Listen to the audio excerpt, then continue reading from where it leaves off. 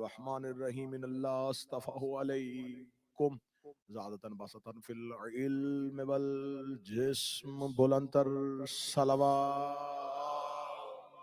صلی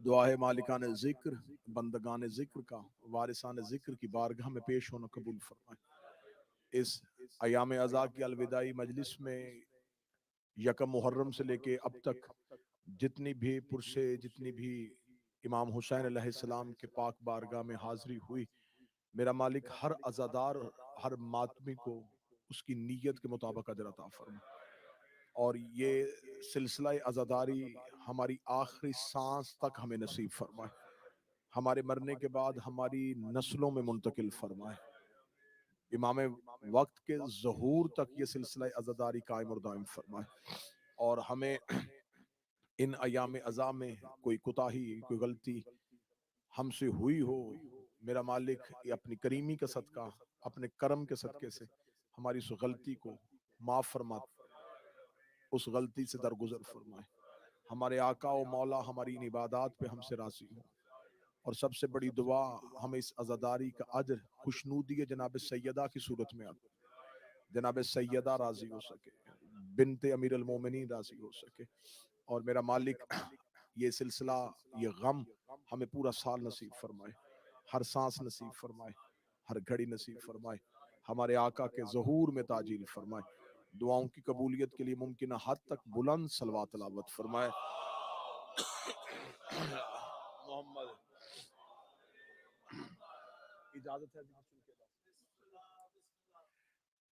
خداوند متعال نے اپنے مقدس ترین قرآن مجید میں بہت سی آیات ایسی ہیں کہ جن کا مصداق اگر اس دور میں نہیں تو کسی اور دور میں ہے، کیونکہ قرآن ایک مختصر مگر جامع کتاب ہے۔ خدا نے قرآن کے اندر تمام انبیاء کا تذکرہ بھی کیا، ما سبق کتابوں کا بات بھی کی، اور خداوند متعال نے اس کتاب کو قیامت تک کے لیے چلانا تھا، تو لہٰذا جو آیات اس دور میں آئیں اگر ان آیات کا مصداق اس دور میں نہیں تھا تو وہ کسی اور دور میں ضرور ہوگا۔ دوسرا قرآن کا حسن یہ ہے کہ آیت ایک ہوتی ہے اور اس کا مخاطب بہت سے لوگ ہوتے ہیں، صرف ایک کے لیے نہیں، بہت سے لوگ اس کے مخاطب ہوتے ہیں۔ جیسا کہ خدا جب کافرون کی بات کرتا ہے تو صرف اس دور کے کافروں کی نہیں کرتا، ہر دور کے کافروں کی، اور خدا جب مومنون کی بات کرے تو صرف اس دور کے مومنین کے لیے نہیں، ہر دور کے مومنین کے لیے۔ منافقوں کی بات کرے تو صرف اس دور کے منافقوں کے لیے نہیں، یعنی کہ آیت ایک ہوتی ہے اور ہر ماحول میں اس کا کوئی نہ کوئی مصداق مل ضرور جاتا ہے۔ آیت مکے میں آتی ہے، خطاب اس دور میں اگر یہود و نصارہ سے ہو رہا ہے تو صرف اس دور میں نہیں، یہ آیتوں کا حسن ہے کہ وہ ہر ماحول کے مطابق پوری آ جاتی ہے۔ لیکن یہ اہل بیت کا معجزہ ہے کہ جو آیتیں اہل بیت کے لیے آئیں وہ صرف اہل بیت کے لیے۔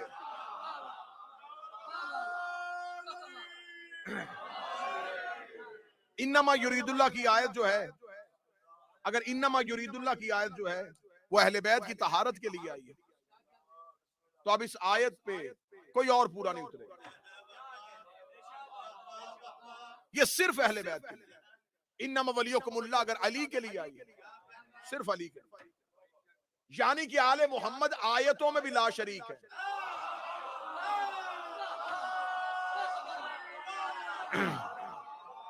یہ آیتوں میں بھی کسی کو اپنا شریک نہیں ہونے دیتے، جو آیت ان کے لیے ہے وہ صرف ان کے لیے، اس آیت کو کسی بھی دور میں کسی بھی انسان پہ پورا نہیں کیا جا سکتا۔ اہل بیت کی طہارت کی بات ہوئی ہے تو صرف اہل بیت کی طہارت کی بات، اور یہاں پر لوگ یہ سمجھتے ہیں کہ یہ صرف اور صرف طہارت کا اعلان ہو رہا تھا ان کے لیے جو چادر کے نیچے تھے، یہ صرف عصمت ہے ان کی جو چادر کے نیچے تھے، لہذا صرف ان کی معصومیت کا اعلان ہے، اس کے علاوہ کوئی معصوم نہیں۔ جب فرشتوں نے پوچھا تھا ومن تحت الکساء، یہ چادر کے نیچے کون ہے؟ میری خوش قسمتی، میری سعادت کی اتنی ذمہ دار شخصیات مجلس میں تشریف فرمائے، بالخصوص فخر شیعہ نے یورپ، جناب قبلہ و کعبہ سرکار سید سبطین قاضی صاحب مالک ان کا سایہ قوم کے سر پہ سلامت فرمائے۔ بابا پیر رخسار شاہ جی، آغا جی تشریف فرمائے۔ جب خدا سے فرشتوں نے پوچھا یہ چادر کے نیچے کون ہے، تو خدا نے کہا ہم فاطمہ و ابوہا و بعلہا و بنوہا، یہ فاطمہ ہے، سیدہ کا باپ ہے، سیدہ کا شوہر ہے، و بنوہا، اس لفظ پہ رکنا، بنوہا سیغہ جمع کا ہے، اور عربی زبان کا قانون ہے کہ جمع 3 سے شروع ہوتی ہے۔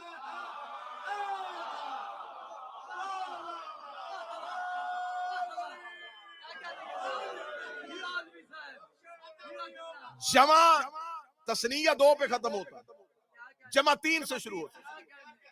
خدا کہہ رہا ہے فرشتوں سے کہ زہرا کے بیٹے، اور جمع 3 اور 3 سے زیادہ، اور چادر کے نیچے صرف 2 ہیں۔ اب کس بندے کو حق ہے کہ وہ عباس کو معصوم نہ کہے؟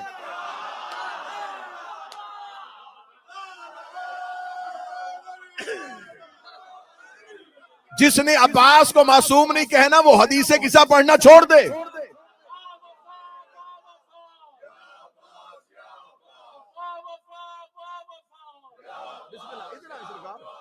مولانا صاحب ادھر آئے، یہ مولانا صاحب، یہ مولانا صاحب، یہ مولانا صاحب کو ادھر بھیجو۔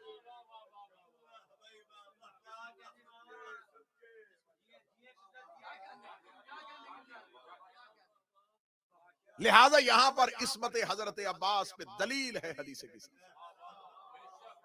میں نے آپ کے سامنے اللہ کے قرآن سے ایک آیت کریمہ تلاوت کی ہے، یہ آیت کب آئی تھی، اس آیت کا شان نزول کیا ہے اور اس کا مصداق کیا ہے، تو تفاسیر قرآن کہتی ہے کہ اللہ کا نبی تھا جناب شموئیل، ضعیف ہو چکے تھے، ضعیف العمر تھے، بوڑھے ہو چکے تھے۔ اس دور کا کافروں کا بادشاہ تھا جالوت، وہ پورا لشکر لے کے اس دور کے نبی اور اس کی نبی کی امت کے مقابلے پہ میدان میں آیا۔ جناب شموئیل بوڑھے ہو چکے تھے، قوم نے کہا جناب شموئیل سے کہ بہتر ہے کہ آپ ہمارے لیے کوئی بادشاہ مقرر کریں۔ یہ پوری کی پوری کہانی قرآن کے اندر۔ قوم نے کہا کہ آپ ہمارے لیے کوئی بادشاہ مقرر کریں۔ جناب شموئیل نے کہا ہمارے لیے نبی نہ بنائیں، نبی تو ہے، سامنے مقابلے پہ بادشاہ ہے، تو ہمارے لیے بھی کوئی بادشاہ مقرر کرتے۔ جناب شموئیل نے کہا میں اللہ سے پوچھوں گا۔ جناب شموئیل نبی نے اللہ سے کہا میرے اللہ، میری قوم، میری امت بادشاہ مانگ رہی ہے اور میں اپنی مرضی سے نہیں بنا سکتا،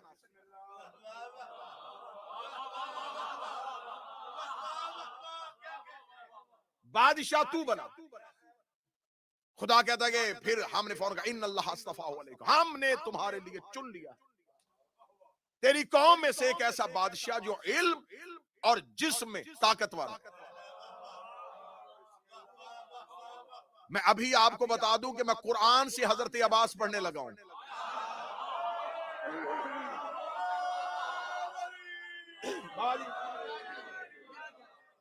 میں قرآن سے حضرت عباس پڑھنے لگا اور میں دعویٰ کرنے لگا ہوں منبر سے علماء کی موجودگی میں کہ میں قرآن کی ایک آیت کا زاویہ استعمال کروں گا، اس آیت کا مصداق سوائے عباس کے ہے ہی کوئی نہیں۔ اور میں نے تقریر کی آغاز میں کہا تھا جو آیت اللہ اہل بیت کے لیے بھیجے اس میں کسی کو شریک نہیں بنا۔ اس آیت میں آج تک حضرت عباس کے علاوہ کوئی شریک ہی نہیں۔ اللہ نے کہا شموئیل نبی سے کہ ہم تمہارے لیے بادشاہ مقرر کریں۔ کس بنیاد پہ مقرر کریں گے؟ جسم کی وجہ سے، علم کی وجہ سے۔ شموئیل نبی نے میدان جنگ میں جانے کے لیے بھی اپنی قوم کے لیے بادشاہ خود نہیں بنایا، اللہ نے بنایا۔ کون؟ فرمایا طالوت، طالوت ہوگا مسلمانوں کا بادشاہ۔ اور میں اکثر مجالس میں کہتا ہوں کہ کچھ نام اسلام میں ایسے ہیں جو ہم وزن ہیں، لوگ پریشان ہو جاتے ہیں اس میں سچے والا کون تھا اور جھوٹے والا، حابیل اور قبیل، طالوت اور جالوت، بچے پریشان ہو جاتے ہیں اس میں اچھا کون تھا برا کون تھا۔ میں فرق سمجھا دیتا ہوں. جس میں قاتل والی کاف ہے وہ قابیل ہے، اور جس میں جاہل والی جیم ہے وہ جالوت ہے. اب قاتل اور جاہل کے ساتھ سمجھ لینا. خدا نے کہا کہ ہم نے تمہارے لیے طالوت کو بادشاہ مقرر کیا. جناب شموئیل نبی نے اپنی قوم کو اکٹھا کر کے کہا سنو، تم نے مجھ سے بادشاہ مانگا تھا، میں نے اللہ سے پوچھا، اللہ نے تمہارے لیے طالوت کو بادشاہ مقرر کیا. میر صاحب قوم نے فوراً آگے سے جواب دیا طالوت غریب آدمی کسان ہے، وہ ہمارا بادشاہ بنے گا. یہ فیصلہ اللہ کا ہو ہی نہیں سکتا. اللہ ایسے غریب شخص کو ہمارے اوپر بادشاہ مقرر نہیں کر سکتا. جناب شموئیل نے کہا میرے اللہ تو وہی مجھ پہ کرتا ہے، امت پہ نہیں. میں نے امت سے کہا ہے کہ اللہ نے کہا ہے اور وہ کہتے نہیں کہا. مجھے میرے دعوے پہ دلیل چاہیے. خدا کہتا شموئیل میں تمہیں قوم کے سامنے شرمندہ نہیں ہونے دوں. اپنی قوم سے کہہ دے وہ تابوت سکینہ جو موسیٰ کا تھا اور ہم نے امت سے غائب کر دیا تھا، تم یہ کہتے ہو کہ طالوت کو اللہ نے بادشاہ نہیں بنایا. ہم اس تابوت سکینہ کو فرشتے کاندھوں پہ اٹھا کے جس کے دروازے پہ چھوڑ کے آئے وہ اللہ کا بنایا ہوا ہے. تفسیر قرآن عبدالحق دیوبندی تک چلے جاؤ، آج کے دور کا مفسر، اس نے بھی لکھا کہ خدا نے یہ نشانی دے دی جس کے دروازے پر فرشتے آ جائیں اور تابوت سکینہ کو اٹھا کے آئیں، سمجھ لینا وہ اللہ کا بنا. خدا نے تو پیمانہ دے دیا کہ جس کے دروازے پہ فرشتے آئے وہ اللہ کا بنایا ہوا ہوتا.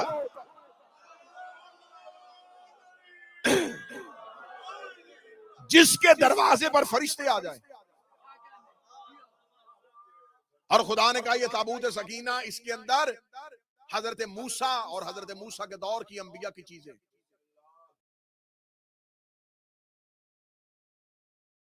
تمام مفسرین نے لکھا، 17 کے قریب تفاسیر اس بات پہ گواہ ہیں کہ اس تابوت سکینہ کے اندر تبرکات کیا تھے. حضرت موسیٰ کا پیرہن تھا، حضرت موسیٰ کی نالین تھی، اور وہ جو تختیاں، وہ لوہیں جو آسمان سے آتی تھی جس پہ توریت لکھی ہوئی تھی، اس کے نسخے اس کے اندر. اور خدا نے کہا کہ یہ ہے تبرکات والا صندوق.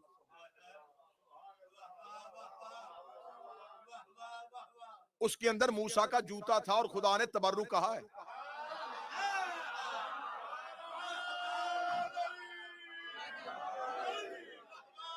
یہ تبرکات والا صندوق. خدا نے کہا کہ اگر تم چاہتے ہو کہ تمہارا لشکر فتح یاب ہو تو جب لشکر میدان میں جائے تو اس تابوت کو آگے رکھنا. تابوت بنانا اللہ کی سنت ہے.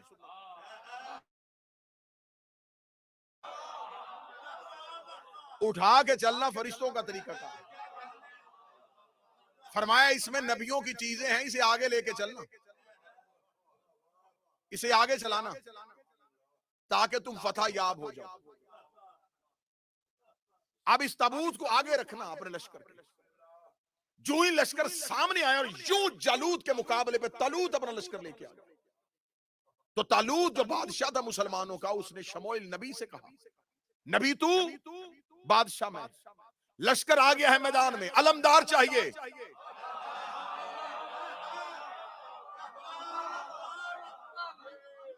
اب یہ منبر پہ پہلی بار یہ زاویہ استعمال ہو تو خاموشی وارے میں، تجسس وارے میں ہے، شک وارے میں نہیں ہے. آل محمد کے فضائل میں تجسس قابل قبول ہے، شک قابل قبول نہیں ہے. فرمایا کہ علمدار کون ہوگا؟ لشکر کے سامنے چلنے کے لیے ایک علمدار بھی چاہیے، لشکر جو اس کے پیچھے چلے. جناب شموئیل نے میدان جنگ میں کہا میرے اللہ قوم کے لیے، لشکر کے لیے علمدار چاہیے. خدا نے کہا شموئیل نبی پریشان نہ ہو، اس تابوت کو کھول، اس کے اندر ہے موسیٰ کی ذرہ، جس کے بدن پہ پوری آ جائے. اب اللہ جانے کہاں چلا گیا مجمع میں، تو حضرت عباس شروع کر بیٹھا. جس کے بدن پہ ذرہ پوری آ جائے وہ ہوگا اس لشکر کا علمدار.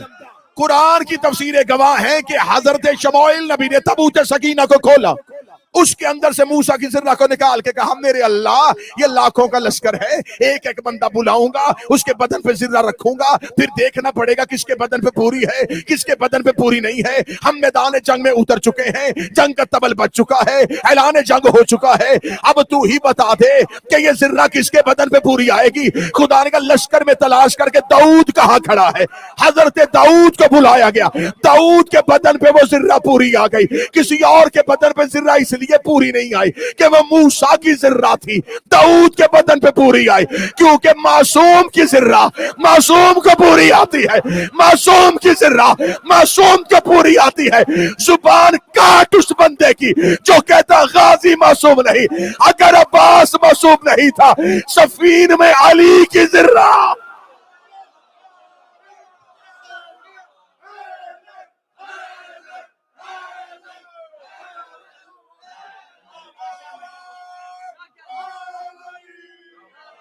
صفین میں علی کی ذرہ عباس نے پہنی، وہاں موسیٰ کی ذرہ داؤد نے پہنی، یہاں علی کی ذرہ۔ نہ علی کو ذرہ کی ضرورت تھی نہ غازی کو، ذرہ میدان جنگ میں سپاہی کے بدن کی وردی میں سے وہ حصہ ہے جو سپاہی لوہے کی چادر کو اپنے سینے پہ سجائے تاکہ سامنے سے تیروں سے تحفظ کر سکے۔ علی کو ذرہ کی ضرورت نہیں۔ اگر علی عباس کو ذرہ نہ پہناتے، قرآن کی آیت کی تصدیق نہ ہوتی،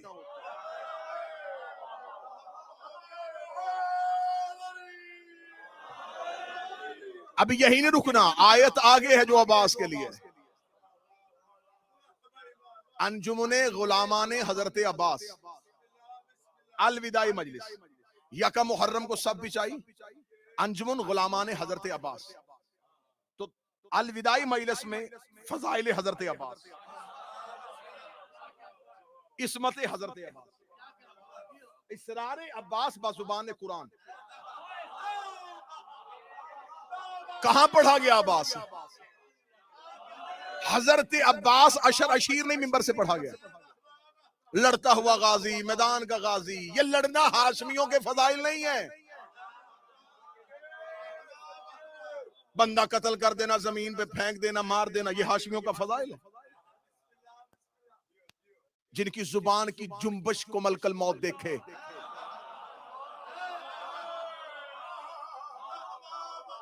اگلی صدر پہ بھی اندازہ کر لیتا کتنے بندے متوجہ اور ذہنی طور پہ جا کے مجلس سن رہے ہیں۔ جو قلب کعبہ پہ نازل ہو اسے علی کہتے ہیں، جو قلب زہرا پہ نازل ہو اسے عباس کہتے ہیں۔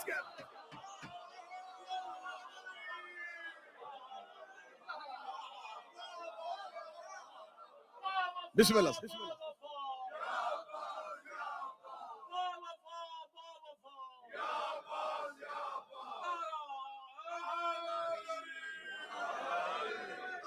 صدر قبول ہوئی، صدر قبول ہوئی، لیکن میں چاہتا ہوں کہ ویسے قبول ہو جیسے حق بنتا ہے حضرت عباس کا۔ اگلے جملے کی ضمانت آپ دو چار بندے لینا اور میں اگلا جملہ کہنے لگا ہوں۔ جو حکم پروردگار کے لیے وحی کا محتاج نہ ہو اسے عباس کہتے ہیں۔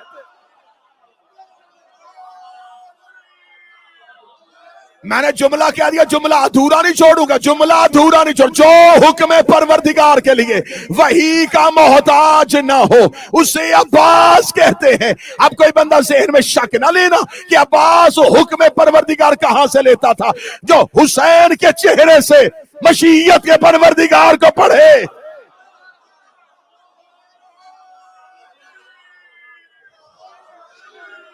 اچھا کر کے جملہ دو، حسین کے ابرو کا اشارہ، قبلہ دعا چاہیے، حسین کے ابرو کا اشارہ جس کے لیے وحی کا درجہ رکھے۔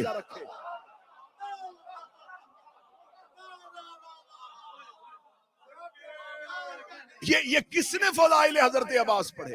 یہ کیا فضائل حضرت عباس ہے کہ حضرت عباس لڑنا چاہتے تھے اور حسین چاہتے تھے عباس نہ لڑے؟ عباس چاہتے تھے میں لڑوں اور حسین چاہتے تھے نہ لڑے. کس نے کہا یہ فضائل ہے؟ عباس وہ چاہتا تھا جو حسین نہیں چاہتے تھے. عباس وہ چاہتا ہی نہیں جو حسین نہ چاہتا. حسین کی چاہت کا نام تو عباس ہے. زہرا کی چاہت کا نام علی کی دعا. فرمایا تابوت سکینہ کو لے کے آگے چلو تاکہ تم فتح یاب ہو. قرآن منبر پہ لے کے آؤ. جو ہی طالوت اور جالوت دونوں کا لشکر ایک نہر کے کنارے پہ پہنچا, خدا نے فوراً آیت بھیج دی. خدا کہتا وَإِذَا مُبْتَلِكُمْ بِالنَّهْرِ, ہم تمہیں آزمائیں گے ایک نہر کے ذریعے سے. اب تمہیں حسین کا واسطہ, اب مجھے زور نہ لگانا پڑے, تمہیں جملہ سمجھ لینا چاہیے. بابا جی خدا کہتا ہم تمہیں آزمائیں گے ایک نہر, آیت بالکل ایسے ہی قرآن میں موجود ہے, ہم تمہیں آزمائیں گے ایک نہر کے ذریعے سے, جس نے اس میں سے پانی پیا فلیس منی, وہ مجھ میں سے نہیں ہے. جملہ تو ابھی فضائل حضرت عباس کا آگے کھڑا ہے, جس نے اس میں سے پانی پیا وہ مجھ میں سے نہیں ہے. وَإِذَا اقْتَرَفَتْ غُرْفَةً بِيَدِهِ, جو چلو میں پانی لے اور پیے نا وہ مجھ میں سے ہے.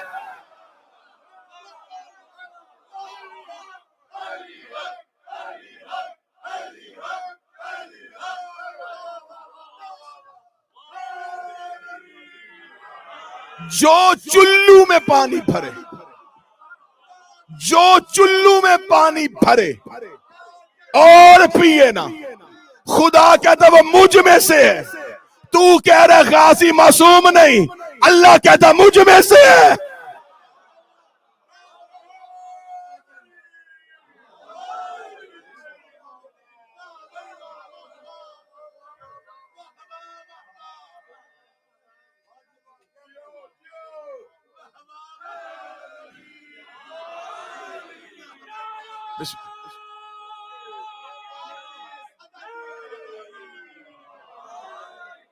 ہم تمہیں آزمائیں گے ایک نہر کے ذریعے سے, جو اس میں سے پیے گا وہ ہم میں سے نہیں, اور جس نے چلو میں پانی بھرا.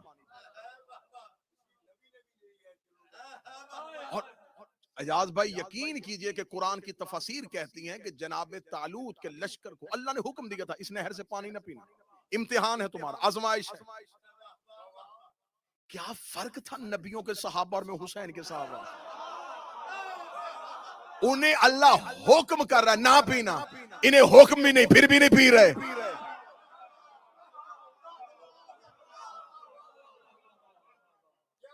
خدا اگر نہ پینا, خدا پیاسا رکھنا نہیں چاہتا تھا, خدا دیکھنا چاہتا تھا نبی سے مخلص کتنے ہیں. خدا کہتا میں ابھی ایک حکم دے کے دیکھ لوں گا یہ تیرے ساتھ مخلص ہیں کہ نہیں. خدا نے کہا اس نہر سے پانی نہ پینا. جب لشکر نہر کے کنارے پہنچا, اتنا پیاسا ہو گیا لشکر, روکتا رہا نبی, اللہ کا حکم ہے نہ پینا, جو پیے گا ہم میں سے نہیں. تفاسیر منبر پہ لے کے آؤ, گریبان پہ ہاتھ ڈالنا اگر تفاسیر میں یہ لفظ نہ ہو. تفسیر قرآن کہتی ہے سوائے 313 کے سب نے پیا.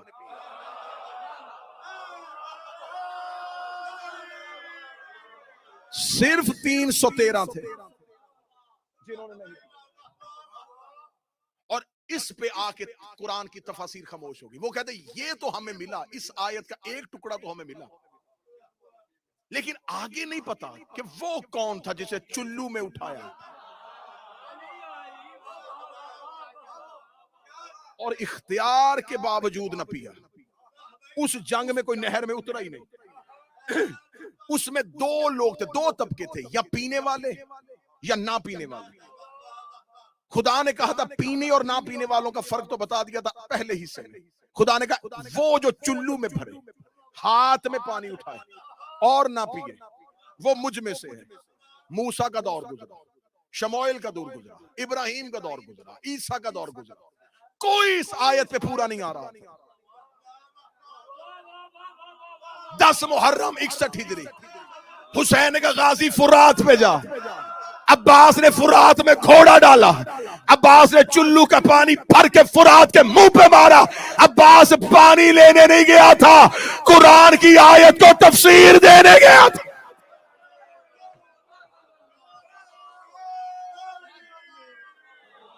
عباس دریا میں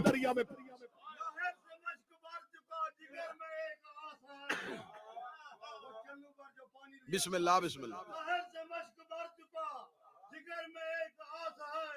عباس کی نگاہ میں شریر کی پیاس ہے، کھڑا ہے تشنہ لب وہی، فرات جس کے پاس ہے، اٹھایا پانی پینے کو، نہیں غلط پیاس ہے، دکھا رہا ہے کیا اسی پہ قبضہ یزید ہے، دکھا رہا ہے کیا اسی پہ قبضہ یزید ہے، میں پی تو سکتا ہوں مگر وفا کے یہ بعید ہے۔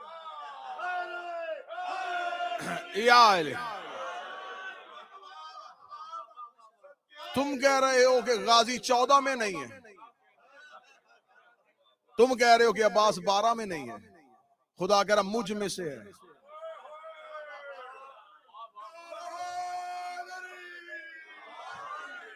شب عاشور ہے، فضائل حضرت عباس، شب عاشور، حسین کے اصحاب، مولا حسین نے اپنے اصحاب کو اکٹھا کرنے کے لیے، عباس میرے صحابہ کو ایک خیمے میں اکٹھا کر۔ کتابیں کہتی ہیں کہ حضرت عباس کے خطاب، حضرت امام حسین کے خطاب کرنے سے پہلے اصحاب حسین سے ایک خطاب حضرت عباس نے کیا۔ حسین ابھی نہیں پہنچے، حسین نہیں آئے، صرف اصحاب بیٹھے ہیں اور حضرت عباس بیٹھے ہیں۔ حضرت عباس نے حسین کے خطاب سے پہلے حسین کے اصحاب سے خطاب کیا۔ کیا کہنے، کیا فصاحت اور کیا بلاغت تھی عباس کے لہجے میں۔ نہج البلاغہ کا بیٹا بول رہا تھا، نہیں میں لفظ اچھا کرتا ہوں، قرآن کا بیٹا بول رہا تھا۔ یہ لفظ عباس کے حضرت عباس شب عاشور ہے اور حضرت امام حسین کے اصحاب کی طرف دیکھا گیا۔ یا الحمدللہ یا مبدع الانوار، اے نوروں کی ابتدا کرنے والا، یا مولج اللیل والنہار۔ فصاحت دیکھنا، حضرت عباس نے یہ نہیں کہا اے زمین و آسمان کے مالک، اے بحر و بر کے مالک، اے سمندروں کے مالک۔ حضرت عباس نے ایک حمد بیان کی۔ حضرت عباس کو خبر تھی ادھر لاکھوں ادھر 72، رات ہے، ذہن میں نقشہ بنا، رات لاکھوں 72۔ حضرت عباس کہہ رہے ہیں تعریف اس اللہ کی جو رات میں سے دن کو نکالتا ہے۔ ہائے ہائے ہائے ہائے، رات ظلمت، دن نور، جو رات میں سے دن کو نکالتا ہے۔ یہ کہنے کے بعد حضرت عباس کا خطبہ نہ ہو میں زبان کٹواؤں، حضرت عباس نے یوں حسین کے اصحاب کی طرف دیکھا، حسین کے اصحاب کی طرف دیکھا، ایھا الاخیار، اے اللہ کے چنے ہوئے لوگوں۔ اب میری مجبوری ہے یہاں پر میں ایک لفظ اپنی خطابت کا استعمال نہیں کر سکتا کیونکہ میں خطبہ عباس کوٹ کر رہا ہوں۔ حضرت عباس نے کہا اے اللہ کے چنے ہوئے لوگوں۔ اس کا مطلب یہ جو حسین کے صحاب کربلا میں آئے یہ حسین نے نہیں چنے،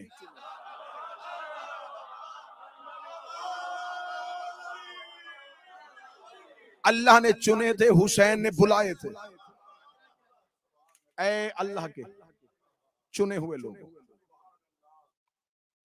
ایھا الانصار آل اللہ الابرار۔ جہاں پہ میں دیکھوں گا کہ خطبے کی بے قدری ہو رہی ہے، منبر کی عزت قسم وہی روکوں گا۔ حضرت عباس، بابا رخسار جی، حضرت عباس دیکھ کے کہہ رہے ہیں اے آل اللہ کے ناصرو۔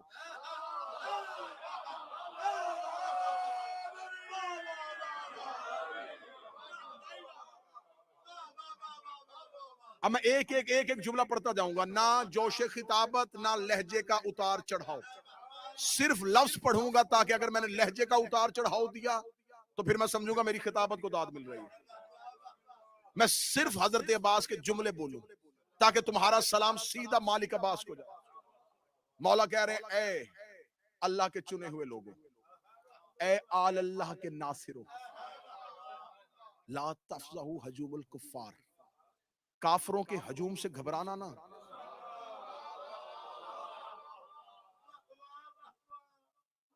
میں پھر لفظ کہنے لگا، سمجھ لینا تاکہ مجھے گہرائی میں نہ جائے۔ حضرت عباس حسین کے صحاب کو کہہ رہے ہیں لشکر یزید کی طرف ہاتھ کر کے کافروں کے ہجوم سے گھبرانا نہ. وہ قرآن پڑھ رہے ہیں اور عباس کافر کہہ رہا ہے. ہاں یہ حق بنتا ہے نا, ایسے سمجھو تو میں پڑھوں. یہ کوئی خطیب نہیں بول رہا, کوئی ذاکر نہیں بول رہا, ورنہ فتوے کی آڑ میں آ جاتا کہ کیسے کہہ دیا ایک مسلمان کو کافر. حضرت عباس نے خیمہ حسینی میں صحابہ حسین کی طرف دیکھے گا, کافروں کے ہجوم سے نہ گھبرانا. اے میرے مولا عباس, یہ نمازیں پڑھ رہے ہیں, ان کی زبان پہ لا الہ الا اللہ ہے, یہ قرآن کے قاری ہے, تو نے کافر کہہ دیا. عباس نے کہا شب عاشور بتا رہا ہو, جو حسین کو چھوڑ دے وہ کل بھی کافر تھا.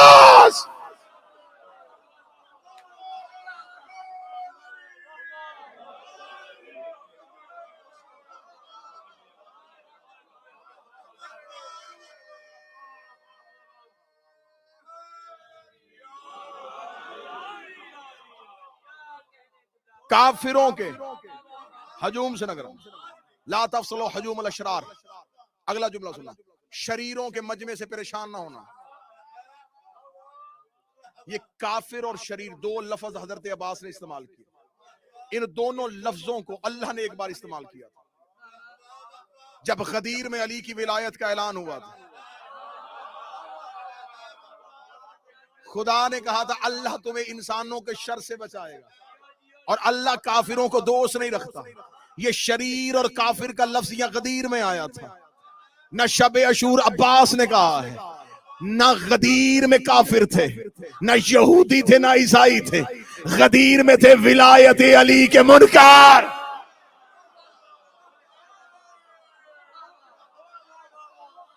عباس نے کہا یہ جو سامنے لاکھوں آئے ہیں انہیں اللہ نے کافر کہا ہے,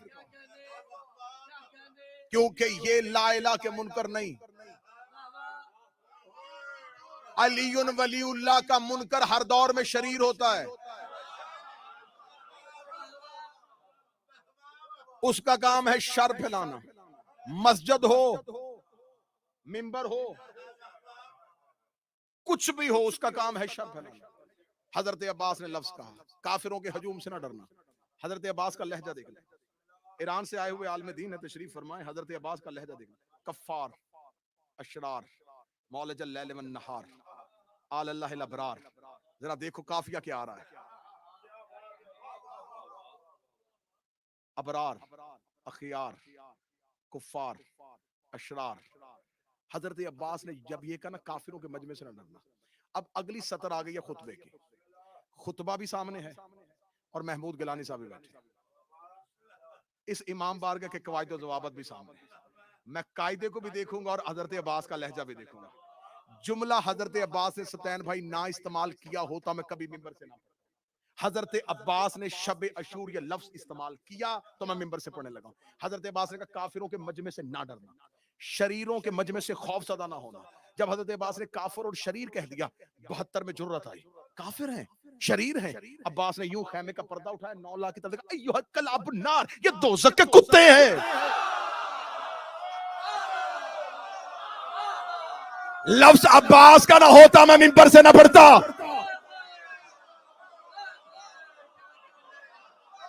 حضرت عباس نے کہا قبلہ تشریف رکھ, کلا بننا, دوزخ کے کتے. یہ لفظ پہلی بار عباس نے استعمال نہیں کیا, خندق میں مصطفیٰ نے بھی بولا تھا. اتنی سی امام بارگاہ کی انتظامیہ اجازت دے دے کہ جو کتا ہے اسے کتا کہنا چاہیے.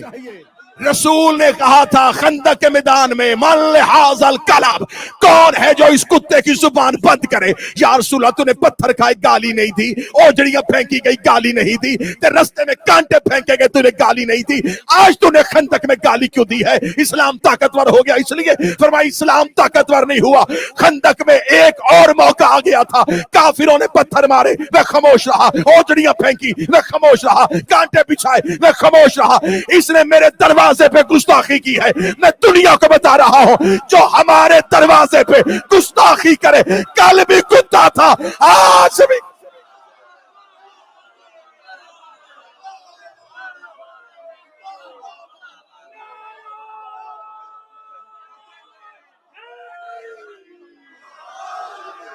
جو ان کے دروازے پہ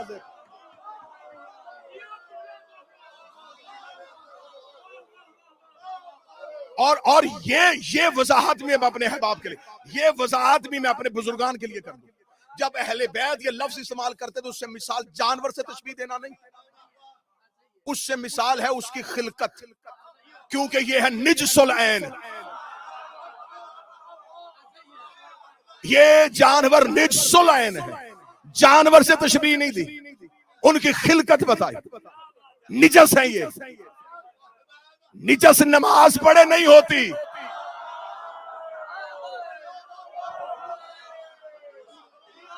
جو بھی ہمارے دروازے پہ گستاخی کرے. حضرت عباس نے خیمے کا پردہ اٹھایا، یہ دوزخ کے کتے ہیں. اب اگلی سطر حضرت عباس نے کہی ہے، لیکن میں جتنا بہتر جتنا آسان اردو کر سکوں گا اتنی کروں گا.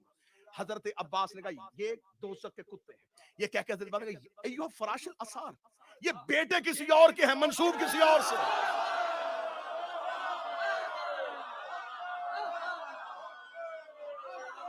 یہ میں نے صرف نارتھ ہیمپٹن میں یہ لفظی ترجمہ کیا ہے، ورنہ کتاب میں عباس کے اس خطبے کے نیچے لکھا عباس نے کہا ان سے ڈرنا نہ، یہ زنازادوں کے ہجوم ہے،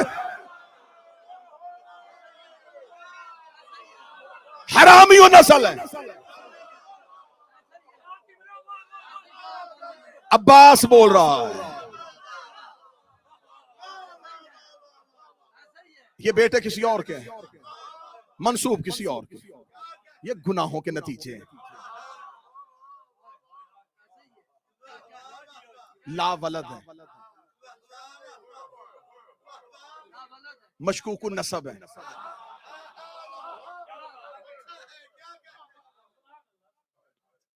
مولا علی کے بھائی جناب عقیل آنکھوں کی بینائی چلی گئی تھی اور ضعیف ہو گئی.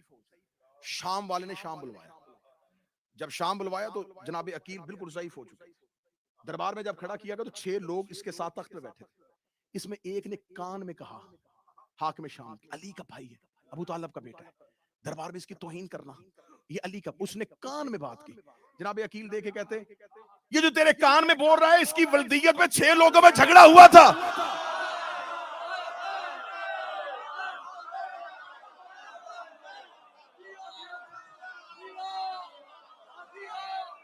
سر نہیں اٹھایا، آنکھیں نہیں کھولی. فرمایا اس کی ولدیت پہ 6 لوگوں میں جھگڑا ہوا تھا. وہ تو گیا یوں پیچھے. حاکم شام دیکھے تھا عقیل تجھے پتا یہ کون بول رہا ہے؟ فرمایا ہاں یہ ماں کے نام سے مشہور ہے، ابن سمیہ بول رہا ہے نا. عرب والوں نے آج تک اس کو ولدیت نہیں دی، یہ ماں کے نام سے مشہور ہے. حضرت عباس نے کہا کافروں کے ہجوم سے نہ ڈرنا، شریروں کی کثرت سے نہ گھبرانا، یہ دوزخ کے کتے ہیں، یہ مشکوک النسب ہے. حضرت عباس خطاب کر رہے تھے کہ ایک امام حسین کا سپاہی دوڑتا ہوا ہے آگے اصحاب حسین سے، کیونکہ سارے صحابی خیمے میں بیٹھے ہوئے تھے. آگے لگا ابھی میں نے دیکھا اس ٹیلے کے پیچھے یزید کے لشکر میں سے ایک شخص خیام کی جاسوسی کے لیے آیا. حضرت عباس نے یوں پردہ اٹھایا، بغیر زین کے گھوڑے پہ آئے. گھوڑے پہ آ کے عباس نے گھوڑے کو دوڑایا، یوں ٹیلے پہ کھڑے ہو کے عباس نے یوں رات کی تاریکی میں یوں لاکھوں کی طرف دیکھ عباس کہنے لگے. حضرت عباس کا جملہ ہے اور اسی جملے پہ خطبہ ختم کرنے لگا، ورنہ بہت لمبا خطبہ. حضرت عباس نے یوں ٹیلے پہ کھڑے ہو کے کہنے لگا بیت النور کی تلاشی لینے والوں، تم نے مکے میں بھی ہمارے گھر کی تلاشی لی تھی، تب علی سویا ہوا تھا، سوچ کے آنا آج علی جاگ رہا ہے.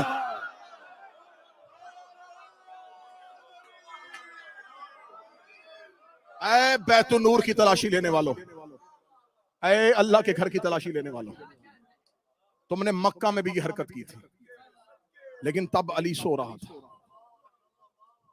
آج علی جاگ رہا ہے. جتنی دیر عباس زندہ رہا کسی کی ضرورت نہیں ہوئی،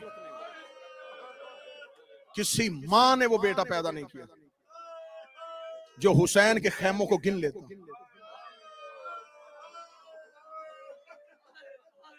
نہیں گنے انہوں نے حسین کے خیمے. عباس زندہ. کیا کہا حضرت عباس نے؟ تب علی سو رہا تھا، آج علی. حسن بھائی جاگ رہا ہے.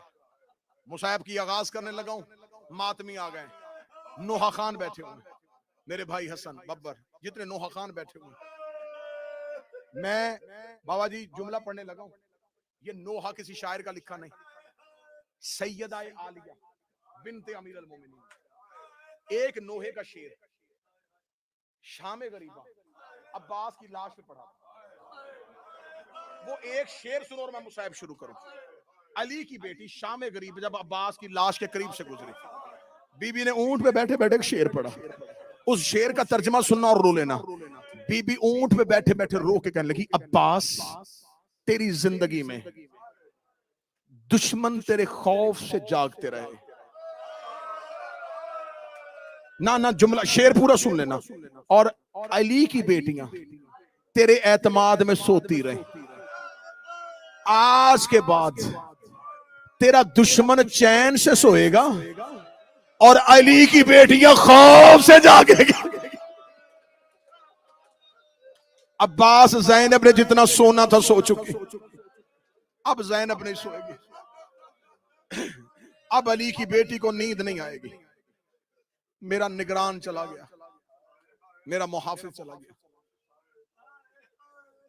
الوداعی مجلس ہے, کل کا دن پھر آگے ہے 12ویں کی یتیمی. میں منت کر کے کہوں گا یکم محرم سے آپ کی نوکریاں دے رہا ہوں. منت کر کے کہوں گا حسین کا ذاکر سمجھنا کر کہو کہ ان 60 دنوں میں نے نوکری بالکل حق پہ کی ہے. ہاتھ باندھ کے کہو. غم کے دن ختم ہو رہے ہیں, غم ختم نہیں ہو رہا.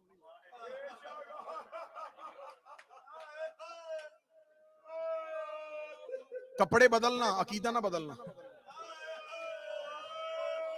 لباس بدل لینا, نظریہ نہ بدلنا. سوچ میں حسین کو رکھنا. تو 2 مہینے مسلسل روئے ہو زہرا کے بیٹے کو. اب شاید تمہیں مجلسیں نہ ملے, شاید تم اس تواتر کے ساتھ حسین کی عزاداری نہ ملے. اب تمہارے پاس کیا طریقہ ہوگا؟ پانی دیکھو تو رونا.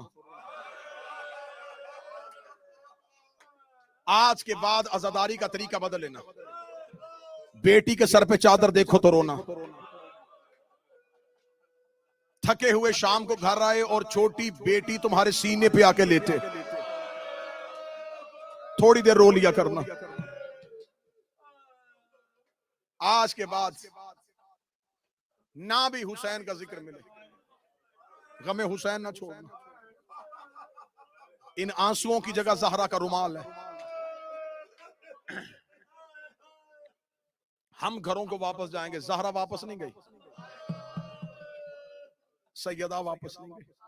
میرا مالک اس بارگاہ, اس ادارے کی توفیقات میں اضافہ فرما. اس ادارے کے جتنے مرحومین تھے, شیخ حنیف صاحب, سہیل رضوی صاحب, اس کے علاوہ جتنے مرحومین تھے, جوار معصومین میں جگہ جو خدمت کر رہے ہیں, انہیں اس سے زیادہ جذبات آتا. جو جس ادارے سے, جس حسین کے گھر سے کوئی تعلق رکھتا ہے, حسین کی ماں تمہیں خدمتوں کے موقع دے. جو بیمار ہیں, بالخصوص بابر کی والدہ بیمار, جو بیمار ہیں انہیں صحت دے. تمہیں غریب زہرا کا واسطہ, حسین کے ساتھ مخلص رہنا, علی کی بیٹیوں کے ساتھ مخلص رہنا, فاطمہ کے حق کو نہ بھولنا.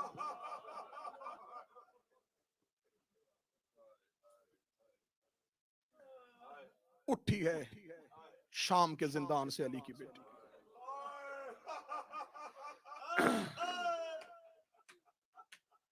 کربلا سے گزرتی ہوئی, کیونکہ مصائب کا زیادہ وقت نہیں. پھر رخسار شاہ جی کے سارے ماتمی آئے ہیں, جی بھر کے پرسہ دے دینا. کربلا سے گزرتی ہوئی, ورنہ میں زندان سے اٹھنا پڑتا, غازی کی قبر سے جانا پڑتا, کربلا میں اترنا پڑتا. میں بالکل قریب لے آیا, پہنچ گئی مدینے میں. مدینے کے باہر پہنچی ہے. کچھ ذاکرین ممبر سے پڑھ دیتے ہیں کہ بی بی نے پوچھا سجاد یہ کون سا شہر ہے؟ نہیں, عالمہ غیر معلمہ, بھولنے والی ماں کی بیٹی ہے ہی نہیں. یہ نہیں پوچھا کون سا شہر ہے. ہاں بی بی نے پوچھا سجاد مدینہ ہے؟ ہاں اماں مدینہ. رو کدی پہلی بار باہر سے دیکھا ہے. بادشاہ حسین ان ہائے کو قبول کرے, حسین کی بہنیں چیخوں قبول کرے, محمد کی بیٹیاں آپ پہ راضی ہوں. پہلی بار باہر سے دیکھا. 28 رجب کو گئی تھی تو عباس کے پہرے پہ گئی تھی. سجاد مدینہ ہے, ہاں اما مدینہ. روک دی سجاد میرے نانا کی قبر کا. اما وہ سامنے ہے قبر رسول. روک دی سجاد مجھے نانا کی قبر پہ چھوڑا. مولا نے ماں کا ہاتھ پکڑا, قبر مصطفیٰ پہ لے کے اکیلی آئی. سجاد تو واپس جا. اما کیوں؟ فرمایا مجھے نانا سے کوئی بات کرنی. سجاد واپس جا. سجاد واپس پلٹے. میں حالت نہیں پڑھ سکوں گا, میری مجبوری ہے, میں حالت نہیں پڑھ سکوں گا. کس حالت میں کھڑی تھی, کتنی دیر قبر محمد کو دیکھ کے روتی رہی, سسکیاں لے لے کے روئی. رونے کے بعد بی بی نے نوحے کی پہلی سطر پڑھی. بی بی رو کے کہتی نانا قبر سے نکل کے پہچان میں وہی زینب. اب جو رو سکے ہائے کر دینا, جو ماتم کر سکے سینے پہ ہاتھ مار لینا, جس کا آنسو نہ نکلے ہائے تیرے بس میں. رو کے کہتی نانا قبر سے باہر نکل کے پہچان میں وہی زینب. بی بی نے دوسری سطر پڑھی. بی بی رو کے کہتی نانا تیری اذان بچ گئی, میرا مؤذن مارا گیا. پھر بابو شاہ جی بی بی نے تیسری سطر پڑھی. بی بی رو کے کہتی نانا تیری نماز بچ گئی, میرا نمازی کربلا میں رہ گیا. اب کر لو تیاری, میں ماتم کا اگلا جملہ پڑھنے لگا. چوتھی سطر پڑھنے سے پہلے علی کی بیٹی نے گٹھڑی کھولی, گٹھڑی سے حسین کا تیروں والا کرتا نکالا, کرتا نکال کے قبر محمد پہ کھڑی ہوگی. رو کہتی نانا ایک بار قبر سے نکل کے پہچان, یہ اسی حسین کا کرتا ہے جو تیری زلفیں تھاما کرتا تھا. نانا یہ اسی حسین کا کرتا ہے جو تیرے کاندھوں پہ بیٹھا کرتا تھا. نانا اٹھ قبر سے اپنے بیٹے کا لباس دیکھ, اپنے بیٹے کے لباس میں تیروں کے سوراخ, تلواروں کے نشان, لہو کے چھینٹے دیکھ. قبر محمد ہل گئی, آواز آئی زینب کرتا ہٹا, زینب کرتا ہٹا, زینب کرتا ہٹا. رو کے کہتی نانا تجھے بیٹے کا کرتا برداشت نہیں ہوا, رات آدھی ہونے دے, میں اکیلی تیری قبر پہ آؤں گی, میں تیری قبر کا چراغ بجھاؤں گی, میں تجھے اپنا لباس دکھاؤں تو پھر مجھے بتانا. امت نے اتنا تیرے بیٹوں کو نہیں مارا جتنا علی کی بیٹی. ہائے حسین, ہائے حسین. الوداعی پرسا, الوداعی پرسا. ودا ہو رہی علی کی بیٹیاں, اگلے سال زندگی باقی تو حسین کے زداری. الوداعی پرسے میں زہرا کو خالی ہاتھ نہ بھیجنا, ایک ایک آنسو ضرور زہرا کے رومال میں جائے. نانا نانا صرف تیرے بیٹے زخمی نہیں ہوئے, نانا تیری بیٹیاں بھی زخمی ہوئی. نانا نانا میں تجھے اپنے زخم سناؤں, حسین کی ماں زبان میں تاثیر عطا فرمائے, میں تجھے اپنے زخم سناؤں. قبر مصطفیٰ سے واضح, نا زینب نا, مجھے اپنے زخم نہ بتانا. گٹھڑی اٹھائی, حسن کی قبر پہ نظر پڑی, گٹھڑی حسن کی قبر پہ رکھی, زمین پہ بیٹھ کے کہتی تیرے جنازے سے تیر نکال لے.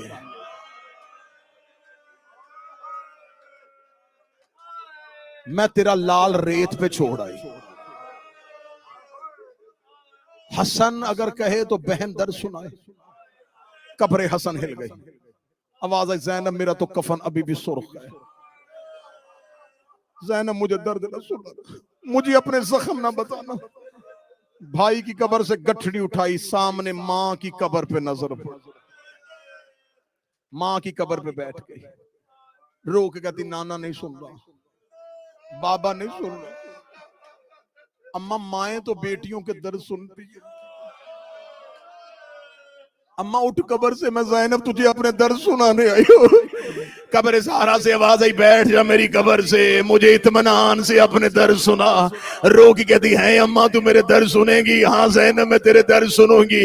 اب جو سید بیٹھے ہو مجھے جملہ معاف کر دینا. رو کے کہتی اماں تجھے یاد ہے میں 28 رجب کو تیری قبر پہ آئی تھی, میں نے تیری قبر پہ ہاتھ رکھ کے وعدہ کیا تھا میرا کچھ بچے نہ بچے میں تیری نسل بچا کے آؤں گی.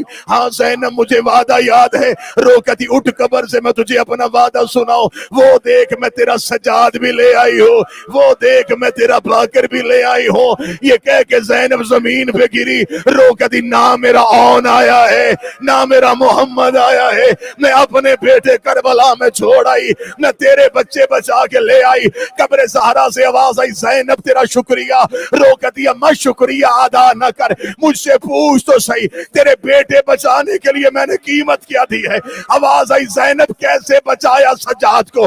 رو کہتی شام غریبہ خیموں کو آگ لگی ہوئی تھی، 300 یزیدی سجاد کو قتل کرنے کے لیے خیموں میں آیا، ان کے ہاتھوں میں لمبے لمبے نیزے تھے، میں نے سجاد کو اپنی پشت پہ اٹھایا، کوئی دائیں سے نیزہ مارتا میں دایاں پہلو آگے کر دیتی، کوئی بائیں سے نیزہ مارتا میں بایاں پہلو آگے کر دیتی، کوئی سامنے سے نیزہ مارتا میں اپنا سر آگے کر دیتی۔ اما میں زخمی ہو گئی۔ حوصلہ حوصلہ حوصلہ حوصلہ۔ اما میں زخمی ہو گئی، اما سجاد لے آئی، اما باکر لے آئی، اما دین بچ گیا، اما بابے کی ولایت بچ گئی، اما نانا کی رسالت بچ گئی، اما اللہ کی توحید بچ گئی، اما میرا گھر اجڑ گیا، اما میری حویلی برباد ہو گئی، اما میں بھائی کربلا میں چھوڑ آئی ہوں۔ ہلی قبر زہرا، اٹھایا قبر سے پھپھی کو سجاد نے۔ جاؤ کوئی آبادی میں جا کے بتاؤ کہ سید اجڑ کے آ گئے۔ خبر پہنچ گئی مدینے۔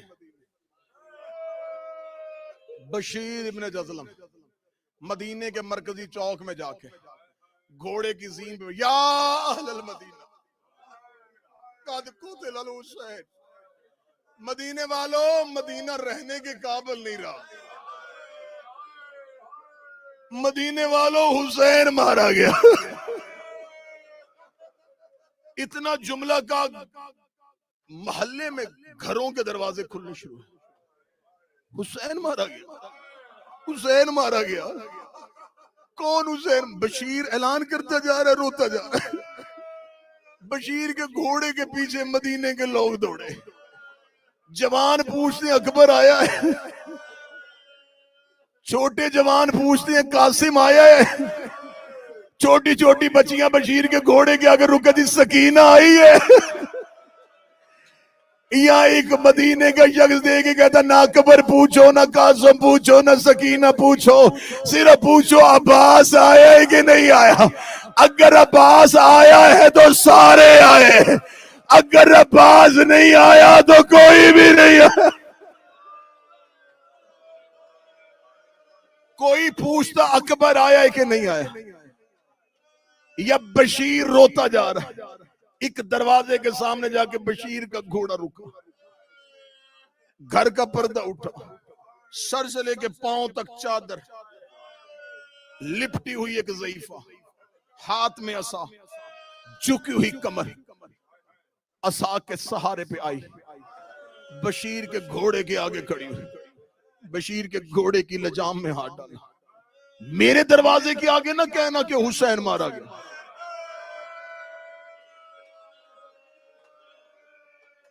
جس نے فضائل سنا مصائب سنا، بشیر دیکھتا من انتے کون ہے تو، دیکھتا تھی حیا کر، میں عباس کی ماں ہوں، میں مادر ابو الفضل العباس، میں حرم امیر المومنین ہوں، میں حزام کی بیٹی ہوں۔ گھوڑے کی زین سے اترا بشیر، دونوں ہاتھ آنکھوں پہ رکھے، بی بی اپنے عباس کا پرزہ لے، ماتم کی تیاری کرنا، جو جوان بیٹھو تم ہاتھ سینے پہ ہاتھ مارنا، رو کے گلی میں دی میرا عباس مارا گیا۔ ہاں بی بی تیرا عباس مارا گیا۔ رو کے دی کتنی فوج نے مارا ہے؟ کہتا 9 لاکھ نے گرایا گھوڑے سے۔ کہتی نہ 9 لاکھ سے نہیں گرتا، 9 لاکھ سے عباس نہیں گرتا، بتا عباس گھوڑے سے گرا کیسے تھا؟ بشیر کہتا بی بی ماتھے پہ گرز لگا تھا۔ کہتی نہیں مانتی، علی کا شاگرد تھا، جب ماتھے پہ گرز لگا ہاتھ سے روکا کیوں نہیں؟ بشیر رو کہتا ہاتھ ہوتے تو روکتا، تیرے غازی کے بازو پہلے کٹ گئے تھے۔ رو کہتی جب بازو کٹے تلوار کہاں تھی؟ کہتا حسین نے اٹھانے نہیں تھی۔ زمین پہ بیٹھ کے کہتی اب میں مان گئی، حسین بھی مارا گیا، زینب بھی قید مارا گیا، حسین ہو گئی قید علی کی بیٹیاں۔ آخری 2 منٹ تڑپ کے کہتی اچھا جلدی بتا کہاں ہے میرے وارث؟ فرمایا قبر محمد پہ بیٹھے. بی بی صحن کے اندر آئی، وہاں گئی جہاں اکبر کے حصے کی بہن بیٹھی. سغرا جاگ، وارث واپس آ گئے. سغرا آنکھیں کھول، وارث واپس آ گئے. اکبر کے پاؤں کے نشان پہ رخسار رکھ کے بیٹھے، تڑپ کے اٹھی. اماں اکبر آ گیا؟ کہتی مجھے نہیں پتا کون آیا ہے کون نہیں آیا. کوئی منادی ندا دے رہا ہے. اجڑ کے آ گئے اور قبر محمد پہ بیٹھے. بی بی تیزی سے اندر گئی. زہرا والی چادر حسین کی بیٹی نے سر پہ لی. دیکھ کے کہتی اماں اجازت ہے میں قبر محمد پہ چلی جاؤں؟ میں پھر صدر کہنے لگا. حسین کی بیٹی کہتی اماں اجازت ہے میں قبر محمد پہ چلی جاؤں؟ کنیزوں کا جھرمٹ ساتھ ہوا. حسین کی بیٹی کنیزوں کے جھرمٹ میں گھر سے نکلی. سجاد بازار میں بیٹھے تھے. باکر دامن لا کے کہتا وہ دیکھ بابا پھوپھی آ رہی ہے. جناب سجاد نے رخ بدلا، دیکھا بہن کے سر پہ برقع، کنیزوں کا جھرمٹ. سجاد دیکھتا میرے اللہ تیرا شکر ہے میری ایک بہن کی چادر سلامت. یوں چلتے چلتے تھوڑے سے قدم چلی تھی سغرا. ایک ضعیفہ کنیز کی آواز ہے بی بی رک. وہ کوئی رستے میں مسافر بیٹھا ہے. مولا سجاد کے قریب آ کے وہ ضعیفہ کنیز دے کے کہتی من انت، کون ہے تو؟ مولا سجاد کی آواز ہے یا نا غریب الوطن، میں مسافر ہوں. کہتی رستہ چھوڑ، رستہ چھوڑ. جواب سجاد سننا اور ماتم کرنا. سجاد رو کہتے مجھے میرے زخم اٹھنے نہیں دیتے، میرا بدن بڑا زخمی ہے، میں مدت کا قیدی ہوں، میری ابھی ابھی زنجیریں اتری ہیں. یہ دیکھ دی رستہ چھوڑ، ہماری آقا زادی آ رہی ہے. مولا سجاد کہتے میں پردے کا بڑا واقف ہوں، میں اپنے ہاتھوں کا پردہ بناتا ہوں تو اپنی شہزادی کو گزار لے. رو کہتی نہیں گزرے گی جب تک تو اٹھے گا نہیں. سجاد رو کہتے میں نہیں اٹھ سکتا، میں پردے کا بڑا واقف ہوں. دیکھ کہتی تجھے اٹھنا پڑے گا، وہ عباس کی بھتیجی ہے، نہیں تو ماتم کر سکا جب کہنا عباس کی بھتیجی ہے. سجاد نے زخمی ہاتھ زمین پہ رکھے، رکھے گا تو نے نام وہ لے دیا، مجھ پہ اٹھنا واجب ہو گیا ہے. ادھر سجاد اٹھنے لگے یا ادھر سغرا کی آواز آئی کنیز کو بیٹھا رہنے دے، اس کا لہجہ میرے سجاد سے ملتا ہے. یہ بول دے مجھے میرا سجاد یاد آ گیا ہے. جناب سغرا 7ویں قدم پہ گئی تھی. باکر نے کہا بابا دے اجازت میں پھپھی کو جا کے بتاؤ جس سے پردہ کر کے آ گئی ہے وہ تیرا بھائی ہے. جناب باکر نے بی بی سغرا کو بتایا. بی بی سغرا تیز قدموں سے واپس آئی، سجاد کے گلے میں پائے ڈالی، رو کے دی نہیں پوچھتی اکبر کہاں ہے، نہیں پوچھتی حسین کہاں ہے، نہیں پوچھتی چچا غازی کہاں ہے. مجھے صرف ایک سوال کا جواب دے، تجھے جوان بھیجا تھا، تیری کمر کیوں جھک گئی، تیرے سر کے بال سفید کیوں ہو گئے؟ روگی کا سغرا مجھے شام کی گلیاں کھا گئی، مجھے شرابیوں کے مجمع، ماتم حسین، ماتم حسین.